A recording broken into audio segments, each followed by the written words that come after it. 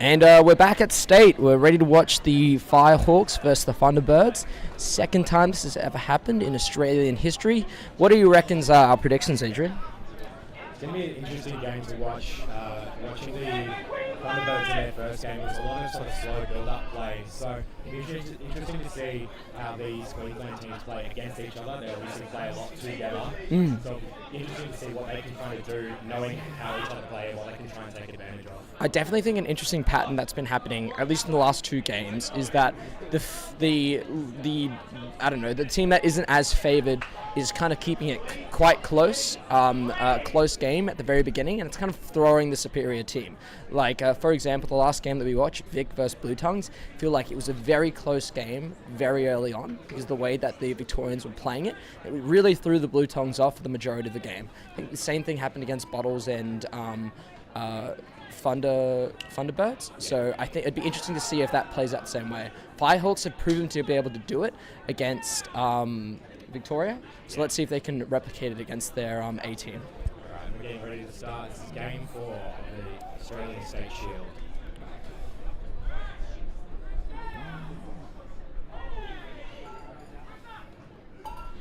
We have the Thunderbirds getting control and Quaffle, looking like 33 is moving it up, and they're waiting for the rest of their team. Okay. Simon passing it out wide. Simon's playing around the hoops, passes it back to the centre.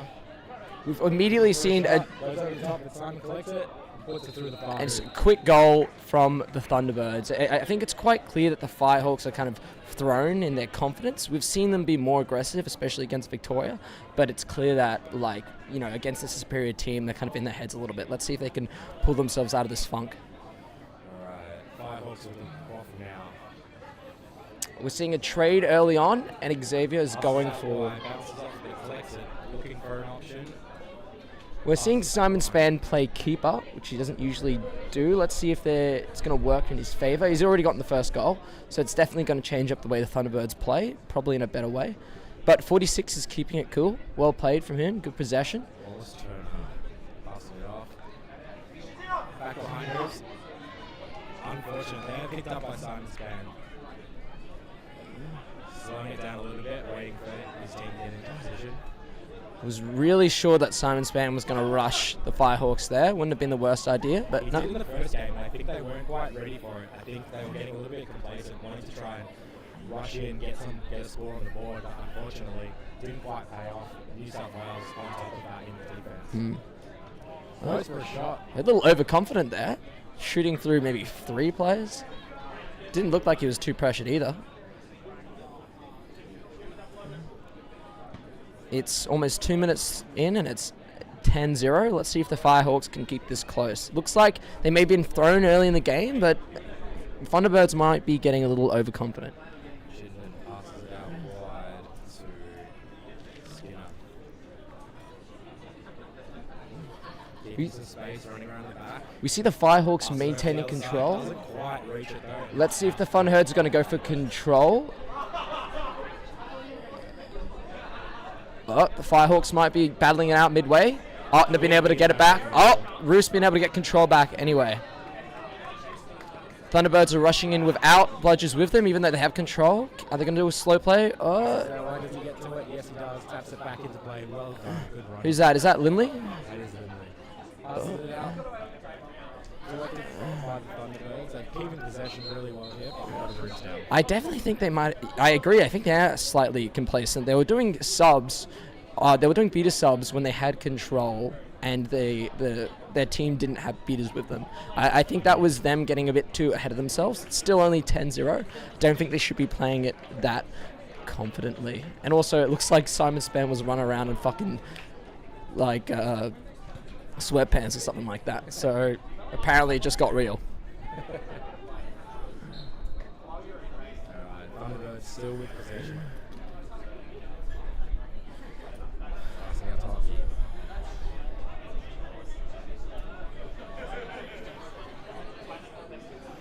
We're looking at a 1.5 play. Oh, but the ball is still close to the Firehawks. Oh no, smart play from Roof. Collected by Hockey, still has it. Goes to the pass, but slapped down. Oh, great defense from Firehawks. Great defense from Firehawks. It looks like K-San is hunting for that Ball back in Simon's River. It looks like a goal to Smugsy. Damn. They were playing high, they were playing risky, but it definitely paid off.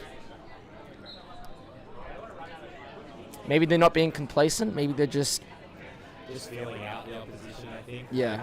You want to try and find that balance between having the right amount of pressure, not overcommitting yourself.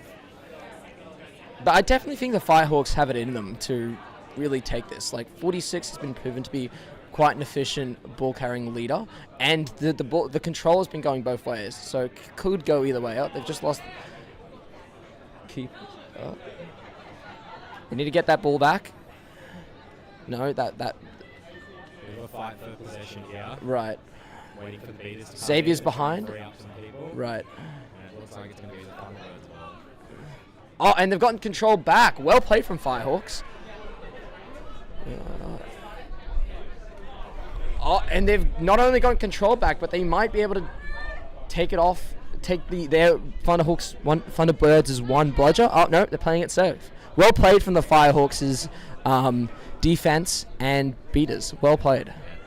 Good job to get back into the village. Oh, Raj with the behind the hoop in front, through the middle hoop. We've got a pass from Jessica Lindley. Definitely one of the most underrated drop airs. It's clear why she was on the team. Something that always impresses me about the Queenslanders is they're either very intimidating, as they should be, or it appears as though they're not as scary as they should be, but they are very terrifying. I think both the Lindleys are a perfect example of that. They're very easily underestimated, but they always use that to their advantage. Love watching them play. Another thing is that they have a bit of a height advantage as well, especially Raj, an amazing keeper. Very hard to see any shots get by him.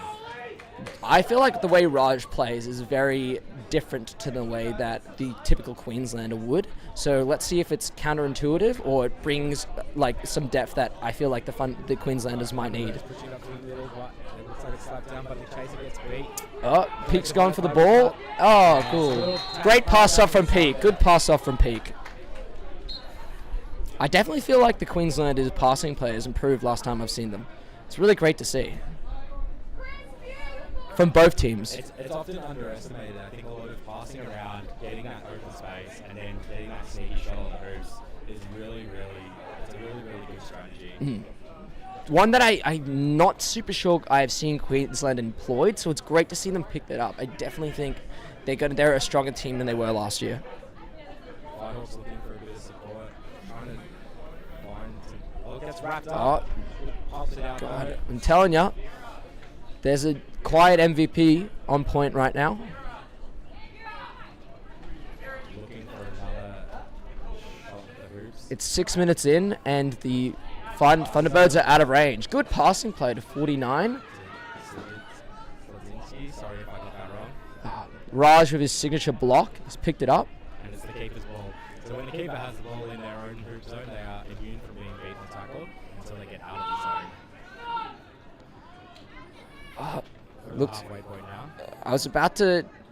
Oh, Firehawks have gotten control back again. Jeez, I feel like the Thunderbirds are definitely using their control in a sort of a very loose way, and Firehawks are taking advantage of that. Hoops, tries to pop it in the top hoop, but it's over the top.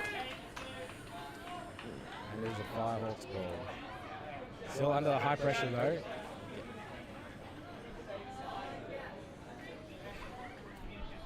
Looks like the Thunderbirds are still trying to keep that high pressure, make sure that the Firehawks can't get any sort of quick breaks on them.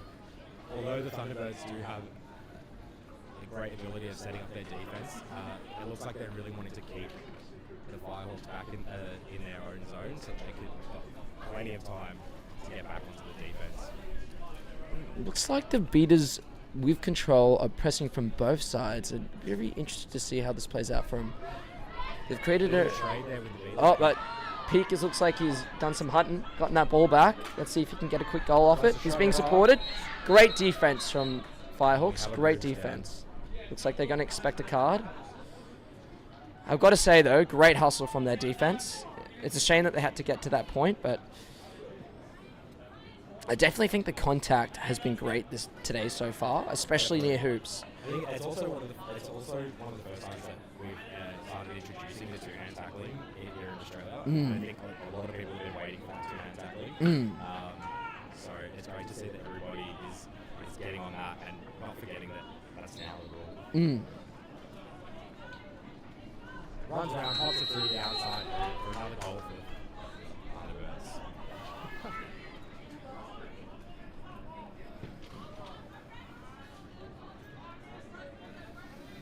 It's actually very interesting to see that I think both Queenslander teams have improved so much since last year. I definitely think the Firehawks have a lot more vision and their instincts are a lot sharper than they were last year.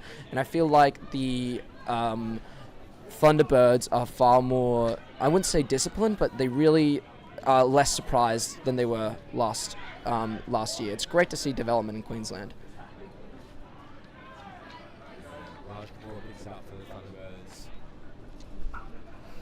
It's interesting to see that when Simon was on, I think it was 10 or 20, and now Raj has been on, and they've consistently been bulldozing the opposition. So I definitely think Raj is someone who can, when he figures out something, when he figures out a strategy and how it works, he's definitely just going to abuse that, as he should. And also great stuff from Chris Peake. He definitely knows how to play the Firehawks. Great catch there by the Peter play. We didn't see it, but looking for an option. Oh, and the Firehawks get onto it. Oh no, passes it back to the Thunderbirds player though. Back into the middle looking for a shot. Doesn't quite get in though.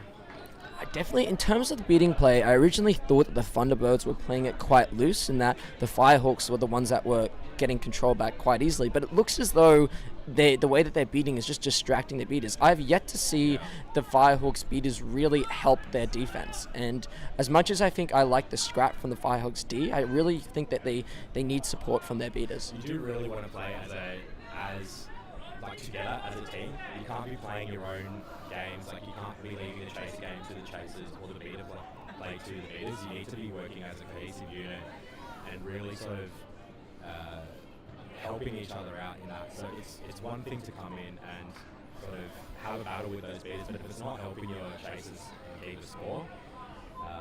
Especially the B team versus the A team. The A team will have more athletic and experienced players. You can't have the chasers versus the chasers and the beaters versus the beaters. You need to be working together.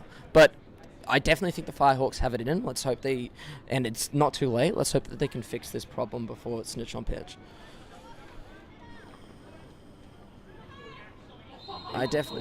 We've got a goal from Gary Haig and an opportunity from the 54 beater to stop it. I definitely think we're seeing the difference in experience really showing. Gary's been playing for quite a while and in numerous different states and different competitions. He knows what to look for in the O, and it looks like this beater, I wouldn't be surprised if this is his first state. So this is a wonderful example as to the differences in experience.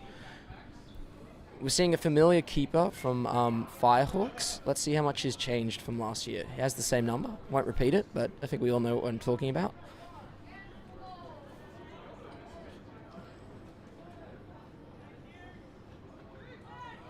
Got movement from behind. Doesn't quite pay off. Good pass. Shame of the option was there. I think clean hands and that would have been a goal. Yeah, for sure.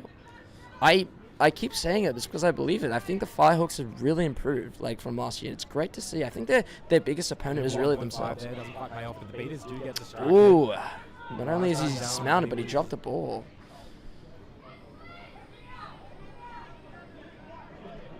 Thunderbirds coming in there, trying to get the loose ball out for them to score. Gary with it, comes running in, and puts it through. Great work there by the Thunderbirds. It looked like the ball was getting wrapped up there and it was going to be hard to get out, but the beaters came in, gave them the support they needed to get that ball out. If I was Thunderbirds, I would have been calling for everyone to pull back right away, but it was good to see that the Thunderbirds really stuck it out. It was earlier when the drop bear lineup were really punishing the keeper with the ball. They have the confidence, they know what they're doing, and they're really using it. What we thought was complacency was just confidence.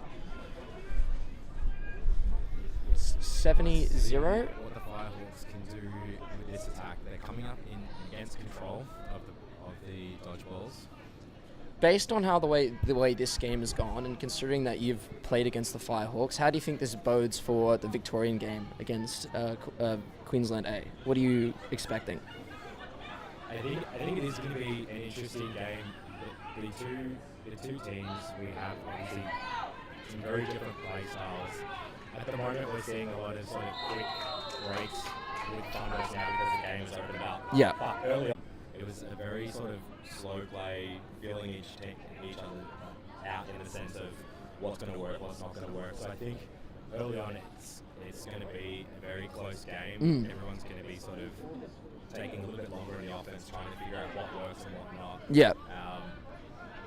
And the defenses as well are really solid defenses. So I think it's going to be low scoring until we sort of get further into the game and it opens up a bit more. So it's going to be, in my opinion, I think it's going to be close. I couldn't say what way it's going to go, and I don't want to be biased being one of the Victorian players. Yeah, right. You're right.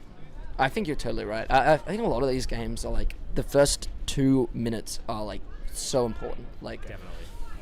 Even from that get-go, from the brooms up, you know, whoever's first to that ball, it can really sort of decide the game almost. It can really decide the game, because if you get that quick break in that first goal, you're sort of setting the tone for the rest of the game. You're throwing the opposition off as well. We saw that the Thunderbirds got control and Quadball early this game, and now they're 70 up. 80 up. Thunderbirds keeping possession, yeah. Gary looking for a bit of support. Gets tackle over, well, the beat doesn't count, but Gary shrugs it off and he's looking for a right-in pass. Ooh. That looks like... Chatter to the refs? No? I think the beater there just managed to get the ball out of their hands in time to stop that. It's very close there. You cannot block the Quadball with a dodgeball in your hand. Good reffing though, good decision. Firehawks looking for an option over the top of the hoop. Again, unfortunately not quite there. Once again, a second behind. The options are there. For sure. Firehawks are definitely getting in behind hoops, and they've definitely got those scoring opportunities. They're maybe 90% of it they're doing correctly. It's that last 10%. Yep. I also think the way that the Thunderbirds are playing is very dominant, and it's really getting in their opposition's heads. I think they're leaving themselves open to being exposed, but I think that... Over the top of the hoops, and it's collected by Simon Span. Shrugs it up, ducks it again, looking for an option, comes back around, passes it out wide to Gary, waiting on the hoops. And a great beat. And it's tries to slap it out. back, but that's a Firehawk. Yeah. Simon Span.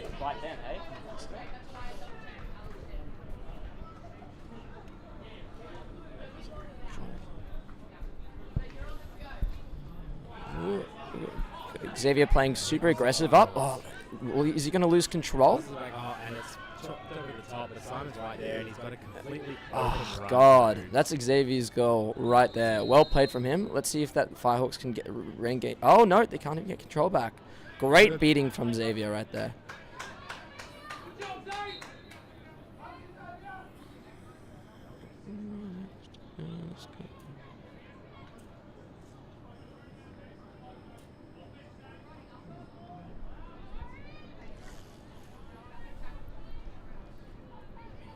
A bit of beater support there for the Firehawks, which is good, give them the space to move it around. And I think that's something that the beaters are now starting to do. And there goes Simon again. Catches them off guard, and he's got a completely free run to the hoops and puts it in again. That's back-to-back now.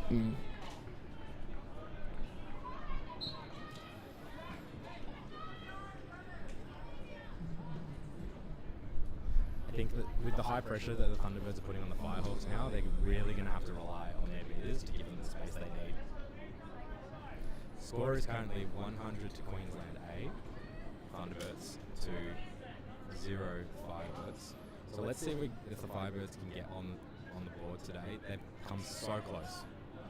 Is Aaron Sybil playing this tournament? Or Yes. Oh, right. He did play in the first game against Vic. Oh, for the Firehawks? Yes. Right. Is he from an injury or? I believe he played. Maybe he didn't. And it's through for the Thunderbirds again. That was Kim Perry. I wouldn't be surprised, based on the current momentum, if the Thunderbirds are really gunning for max point difference. We have a timeout call, I believe. Yeah. Is it a timeout call from the Firehawks? Yes. Smart play from them. You really want to, when the opposition's building momentum, that's really when you want to throw them off. Good time to have a chat, figure out what they can do to sort of make the changes they need to start getting on the board. They've come close quite a few times. I think just some clean catches at behind hoops, and they'll be able to put it through. Remember, they will be Firehawks will be going against Winterbourne from the seeking department over in the Thunderbirds, and of the 5 snitches that he went against last tournament, he caught 5 of them. Did he open the snitching in the first game against New South Wales? The seeking, sorry. The bottles. Do you mean which game? Yeah, second game. Today? Yes. The Thunderbirds versus the Blue Bottles? Yes. Yeah, he's the seeker who caught it. Yeah, that was one of the fastest catches I've ever seen. Yeah. He's a very good seeker, so let's see if the Firehawks can build a plan around that. He's also, I wouldn't be surprised if Winterbourne has to come off if he's not supported by Simon Spann. So it'd be interesting to see how the Firehawks are going to play it out in this snitch on pitch. But they have been able to maintain control towards the first half of the game, less so the second half. I feel like the Thunderbirds have really gotten into the rhythm they need to. So let's see how this snitch on pitch plays out. Oh.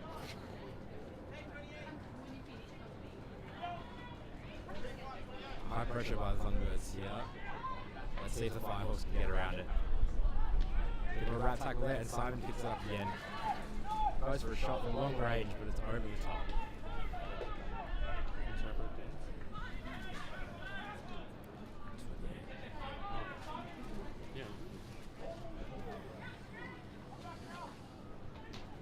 I wouldn't be surprised if Simon Simo does another attempt at getting that Koffel really close to the opposition, not even letting the opposition get that ball halfway. Look, he's stopping now. He's maybe forcing the beaters to do a throw. Oh no, he's just slowing them down. It's a smart play from Simon, controlling the pace of the game. Just small little tricks like that are kind of what separates an experienced player from a newer player, allowing him to control the pace of the game. Looking out wide, passes it over the top though, and the Thunderbirds are all over that. Really looks like the Firehawks are just throwing the ball behind hoops at this point and just crossing their fingers. And here come the Thunderbirds. We have Hockey looking for a pass out wide. And it's a long pass to Simon behind the hoops. He takes it beautifully and has a shot on the far hoop, and it's through. It's really opened up for the Thunderbirds now. There's a lot of space for them to work with. I think after maybe .60 was definitely when the Thunderbirds really got into their own stride. The score is 120 to the Thunderbirds, 0 to the Firebirds. We're seeing Sam Kilpatrick running as snitch. We're going to expect a lot of running. Yeah, definitely a lot of running. Let's see if this plays into Winterbourne's strategy or if it's the right thing the snitch needs to do to keep this game going. Firehawks sort of throwing it over to hoops there, but there was nobody there. Long pass to Simon again. He's into a lot of free open space, and he's got puts it through.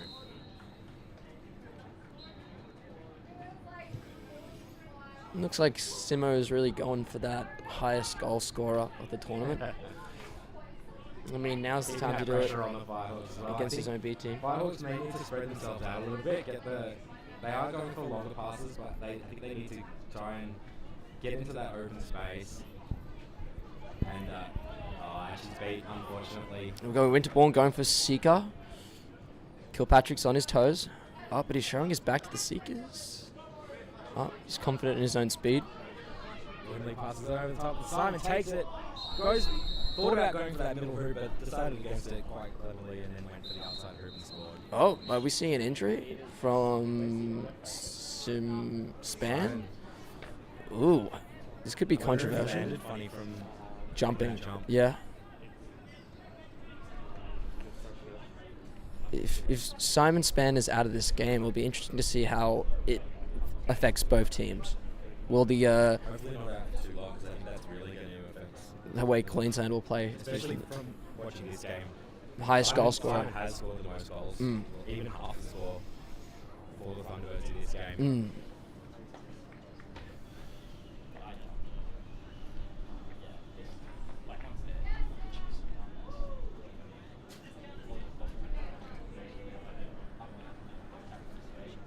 Seeing the Thunderbirds using a lot of free open running space, and I don't think that's going to be the case for any of the other games. I think defensively, a lot of the other teams, they're not going to have those quick break goals that they're getting in this game. I will be very interested to see how the fast-paced play that the Queenslanders, the Thunderbirds, are very comfortable doing clearly in this game. I'd love to see how that plays up against the way the Victorians were running, because it's quite clear. I'd say the first 40 points, the Firehawks between the Victorians, was actually quite close. It could have gone either way, and then the Victorians sort of figured out their own rhythm. The same things happened with the Thunderbirds, but I feel like the Thunderbirds are definitely abusing the Firehawks a lot more severely than the Victorians were. So I definitely think this is an interesting way of analysing how the future games will play out, especially now that Simon Span could be temporarily out of future games. And not only is he a bit of a gun player, but a linchpin player, but his effect on the team as a leader will be quite interesting. Like we can see during the timeout that Aaron Sybil was really leading the team in the huddle, but maybe it's because they've already got just an abundance of leaders with experienced players like Peaks and the Lindley and Kaysan, but maybe the fact that they've now lost Simon, it might affect the morale for both teams. We have Raj subbing in for Simon. We've got Winterbourne going for Fitzpatrick. Let's see if he can catch it. Close catch from Winterbourne. He's going to run at the top. He goes for the shot, and it's slapped down by Raj there. A good option there. There was the space there for that drive, because now that the snitch is on pitch, or the snitch runner, flag runner. We got a catch from Winterbourne. Damn, he's a sneaky bugger, but he's effective. That's maybe 2 snitches so far he's caught. So grand total of 7 out of 7 snitches in state. The kid's undefeated. The final score being 160 to Thunderbirds, 0 to the Firebirds. A fair effort from the Firehawks, I'd say, in the first 60 points, but they really sort of let it go after a while, after the Thunderbirds figured out the trick, and then it was game over. Yeah. Wonderful commentating with you. Yes, thank you. See you around. Thank you for joining us. We'll be back soon with Game 5 of the State Shield.